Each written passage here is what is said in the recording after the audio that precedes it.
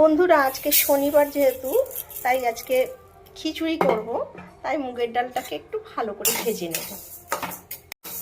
ডালটা আমার ভাজা হয়ে গেছে, এইরকম লাল লাল করে ভেজে নিয়েছি ডালটা। এবার আমি ভালো করে ধুয়ে তারপরে রান্না করব। বন্ধুরা দেখতেই পাচ্ছ জলটা টকবক করে ফুটছে।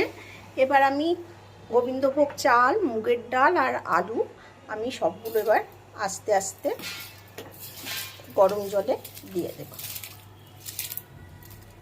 গরম জলে দিয়ে দেবো এগুলো।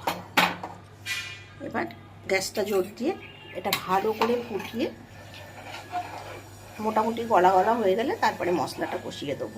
এখন এগুলো ফুটবে। খিচুড়িটা তো দেখতেই পাচ্ছেন ফুটে গেছে, মোটামুটি গলে গেছে। এবার আমি দেবো নুন, চিনি আর হলুদ, এগুলো দিয়ে ভালো করে করে নেবো, মাখিয়ে নেবো খিচুড়িটার মধ্যে।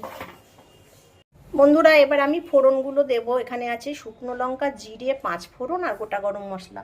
তেলটা আমার গরম হয়ে গেছে, আমি এই ফোড়নগুলো দেবো। আর তেজপাতা, এই তেজপাতা দিয়ে দিলাম।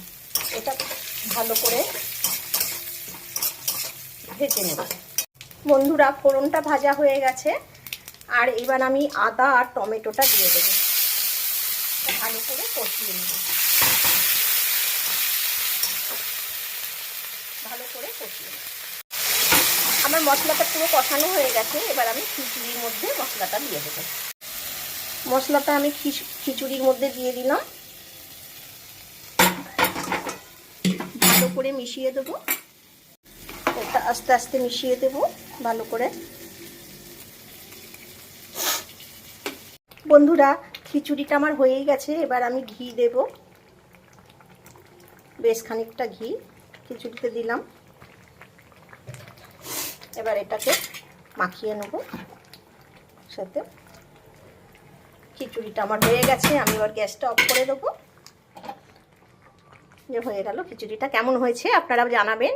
আমার খিচুড়ি রান্নার পদ্ধতিটাও ঠিক আছে কিনা জানাবেন। এর সাথে আমি রান্না করেছি, রান্না মানে ভাজা করেছি, আলু ভাজা, বেগুন ভাজা আর পাঁপড় ভাজা, আর কিছু করিনি। আজ তাহলে আসি বন্ধুরা, অন্যদিন আবার আসবো অন্য একটা ভিডিও নিয়ে। ততক্ষণের জন্য টাটা। আর আমার খিচুড়িটা কেমন হয়েছে অবশ্যই জানাবেন কিন্তু।